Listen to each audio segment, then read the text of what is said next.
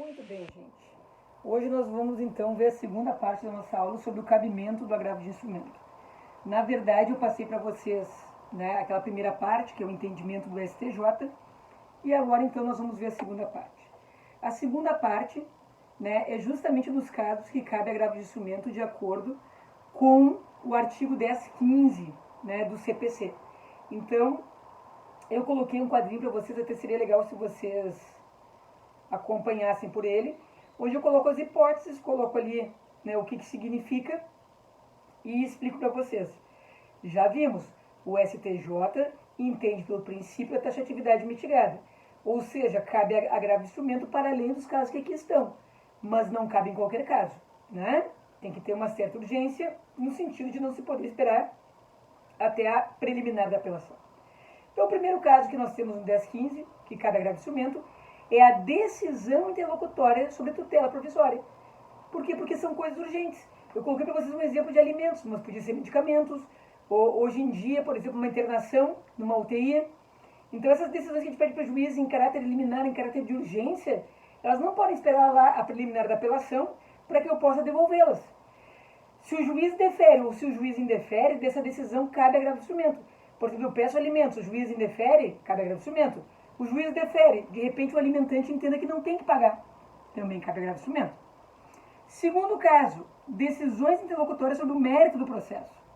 Nós vimos isso daqui em sala de aula quando eu expliquei para vocês decisões interlocutórias, sentença, acórdão. Eu falei para vocês que existem interlocutórias que podem se julgar o mérito. Por quê? Porque se não encerrar o procedimento, se não por fim o processo de conhecimento, o procedimento de conhecimento ou de execução, então é uma interlocutória. Então eu botei para vocês um exemplo de algo que se faz muito comumente. A gente faz no escritório comum, quando alguém nos procura num caso de família. A gente faz divórcio, guarda, partilha, alimentos, visitação. A gente coloca toda a situação junta para regulamentar, em um só processo. Então vocês imaginem que a juíza uma ação pedindo divórcio, guarda, partilha e alimentos. O juiz decide o divórcio procedente e a guarda procedente. Mas ele não consegue ainda decidir a partilha dos alimentos. Ele manda prosseguir esses dois pedidos. Estamos diante de uma interlocutória, isso é inegável. O que cabe da decisão do juiz em relação aos pedidos julgados? Agravo de instrumento. De repente, o juiz julgou procedente a guarda para a mãe, o pai não gosta, queira agravar. De repente, o juiz julgou que a guarda é do pai, a mãe não gosta, queira agravar. Então, se for uma decisão interlocutória que julgue mérito são aquelas hipóteses que estão no CPC no artigo 400 e 87, então caberá agravo de instrumento. Decisão do juiz que rejeita a alegação de comissão de arbitragem. Quando nós vimos os efeitos da apelação, eu trabalhei bastante isso com vocês. Quando as partes estabelecem arbitragem, pode ser que depois elas não queiram mais arbitragem e uma delas venha ajuizar a ação no judiciário. Se a outra parte alegar que tem arbitragem, o juiz vai apreciar se a cláusula é válida ou não. Se o juiz disser assim, é válida a arbitragem, ele extingue o processo e manda para a arbitragem. Aí é sentença. Mas se o juiz rejeita a alegação e diz assim, não, essa arbitragem aqui pactuada, ela foi uma cláusula abusiva, portanto a ação prosseguirá no judiciário. Nesse caso, aquela pessoa que é o réu que argumentou que deveria ser arbitragem, ele poderá agravar de instrumento. Até porque não teria sentido esperar a preliminar da apelação com o processo sendo julgado pelo judiciário. Próximo caso, o incidente de desconsideração da personalidade jurídica. Vocês vejam, vocês aprenderam isso no processo civil 1. Se eu entendo que, por exemplo, a pessoa jurídica está pobre, mas a física está muito bem porque desviaram dinheiro, ou o contrário, eu peço para desconsiderar a personalidade jurídica para buscar os bens dos sócios. Muito bem. A decisão do juiz que defere ou indefere esse pedido, ela é passível de agravo de instrumento. Tá? Na verdade, se vocês olharem, esse inciso 4, ele já está resolvido dentro do inciso 9. Porque vocês aprenderam que o incidente de consideração da personalidade jurídica, ele está dentro da intervenção de terceiros. E estando dentro da intervenção de terceiros, ele faz parte disso. E o que diz o inciso 9? Que toda e qualquer decisão sobre a admissão e inadmissão de intervenção de terceiros cabe agravo de instrumento. Então, por exemplo, se eu denuncio a lide asseguradora, se eu chamo ao processo o devedor, e se o juiz defere ou indefere as intervenções de terceiros, o que cabe é o recurso de agravo de instrumento, se for decisão interlocutória. Então, por exemplo, O segurado é processado. Ele quer denunciar ali de seguradora. Ótimo. O juiz indefere. O que ele pode fazer? Ele poderá agravar de instrumento. Aí, se o juiz defere e a seguradora não quer ver o processo, só pode agravar de instrumento. A decisão que admite ou inadmite intervenção de terceiros é passível de agravo de instrumento. Então, quando eu falo sempre que eu explico isso daqui, da questão do incidente de consideração da personalidade jurídica, eu entendo que ele está dentro do inciso 9, mas enfim, né, sem problema nenhum. Próximo caso, que é bem interessante. A decisão do juiz que rejeita a gratuidade ou que revoga a gratuidade. Vocês vejam, a gente sabe que quando as pessoas não têm condições, digamos, financeiras de arcar com o custo do processo, sendo hipossuficiente financeiramente, a gente pode pedir o quê? Gratuidade de justiça. Se eu peço gratuidade de justiça e o juiz me indefere, ele diz, não, tu não precisa. Eu posso gravar de instrumento. Se eu peço gratuidade e o juiz me dá, mas depois ele me tira, ele revoga, isso é interlocutória, cabe agravo de instrumento. Agora prestem bem atenção.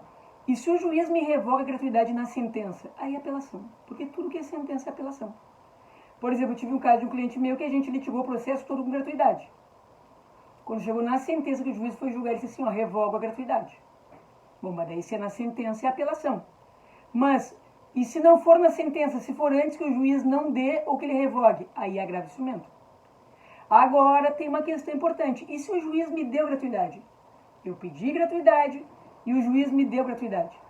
Só que a parte adversa discorda, ela entende que eu tenho condições financeiras e que eu não deveria ter ganho benefício. Vocês aprenderam semestre passado. Ela não vai recorrer, ela vai impugnar. Ela vai impugnar na preliminar da apelação, se já passou esse momento de petição simples, ela vai impugnar a gratuidade de justiça. Tá, e daí o juiz decide, se ele resolver manter a gratuidade, vocês só vão poder discutir lá na preliminar da apelação. Se em decisão interlocutória o juiz concede ou mantém gratuidade, vocês não podem fazer agravo.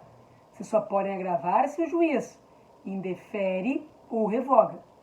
E por quê? Porque a pessoa não tem como continuar demandando sem pagar. Mas se ela não tem condições, ela vai ter que recorrer para manter o benefício ou para receber o benefício. É um raciocínio mais ou menos lógico.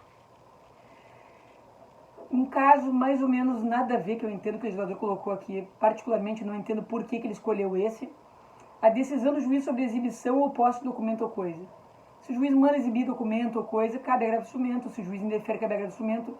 Seria muito mais útil que aqui tivesse, por exemplo, a decisão do juiz que defere ou indefere, né, a produção de prova pericial.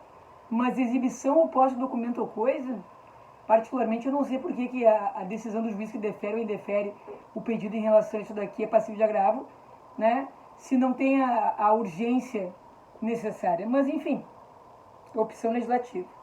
Muito importante e até óbvio. A decisão do juiz que exclui litisconsorte. Por exemplo, João e Maria processam Pedro.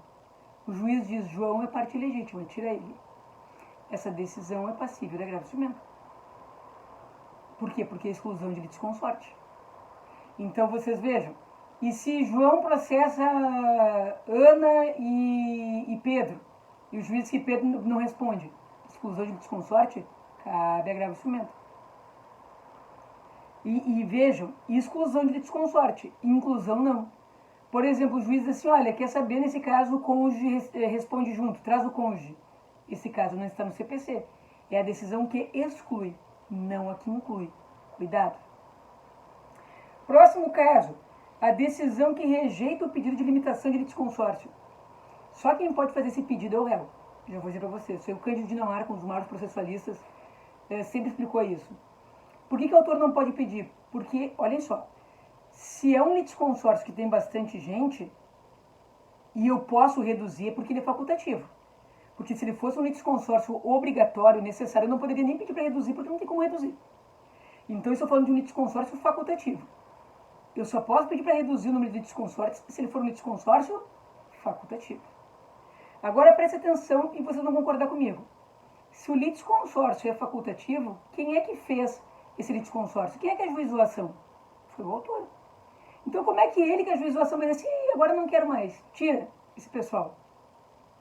Ele não pode pedir para limitar. Se ele não quiser mais tantos réus, ele que desista da ação em relação a alguns, mas ele não pode pedir para o juiz limitar. Então, o réu é quem pode pedir essa limitação, e só quando for litisconsórcio facultativo. Se o réu disser assim para o juiz tem muitos autores, tem que limitar.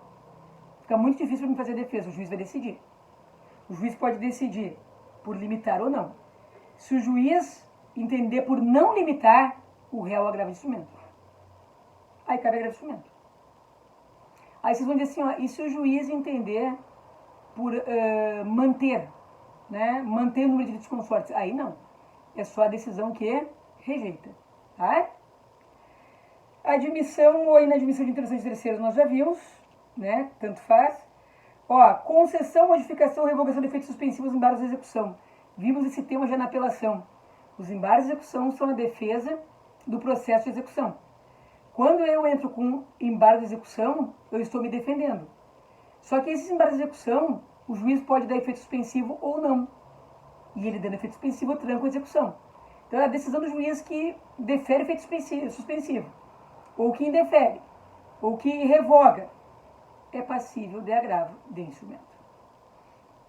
Redistribuição do ônus da prova.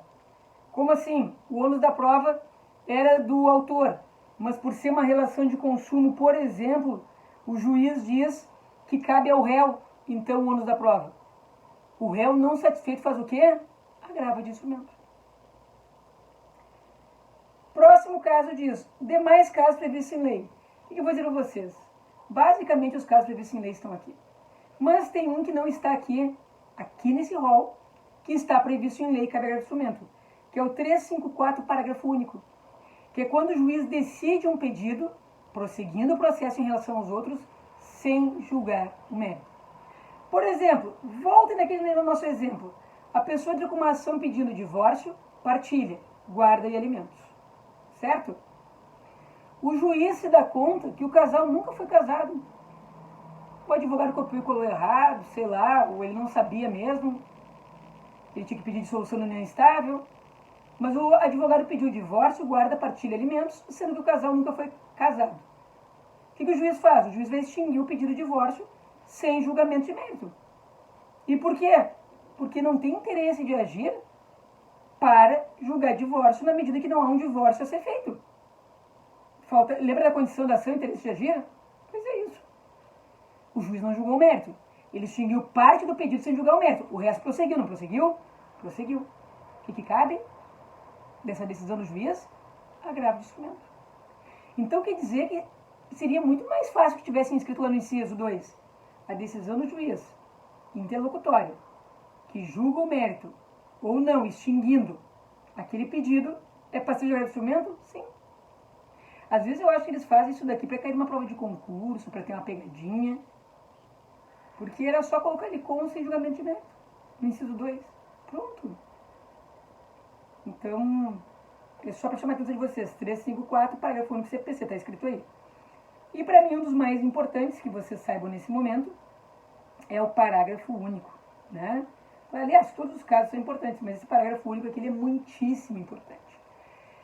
Ele diz assim, ó, toda decisão interlocutória proferida, toda, em processo de execução, cumprimento de sentença, liquidação de sentença ou inventário, é passível de agravo de instrumento.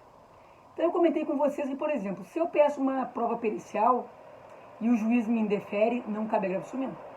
Por que não? Porque não está no rol do 1015. Mas prestem bem atenção. Se eu pedir uma prova pericial dentro de um inventário, cabe agravo de instrumento. E por quê? Porque eles estão dizendo que qualquer interlocutória olha ali, em inventário, processo de execução, cumprimento de sentença ou liquidação, cabe agravo de instrumento. Por mais idiota que seja, por exemplo, num cumprimento de sentença, eu peço para o juiz, posso levantar o alvará de um valor já depositado? O juiz diz, indefiro, eu posso agravar de instrumento. E se ele disser que defere, outra parte pode agravar. Sempre que for processo de execução, ou cumprimento de sentença, ou liquidação de sentença, ou inventário, qualquer interlocutória, por mais besta que seja, cabe agravo de instrumento. Então tem que cuidar com isso daí. Eu vi uma vez uma pessoa dando aula e colocando essa aula no ar, não vou dizer site nem nada, é uma questão de ética, a pessoa dizendo que pena que no inventário agora a gente tem que aguardar coisas tão importantes para no final lá na preliminar da apelação recorrer. Errado. A pessoa não chegou no parágrafo único. Qualquer interlocutório em inventário eu posso agravar de instrumento, sim. Qualquer interlocutório no processo de execução eu posso agravar de instrumento, sim. Qualquer interlocutório no cumprimento de sentença, na liquidação de sentença, eu posso agravar de instrumento, sim. Então vejam, esse rol que nós vimos, né, é o rol que foi lançado com a ideia de taxatividade, mas que o STJ decidiu que cabe também um agravo de instrumento em outros casos, além desses. Se vocês souberem esse rol aqui, vocês vão saber uma grande parte do cabimento. Por quê? Porque a decisão do STJ ficou um pouco aberta, né, em relação aos demais casos.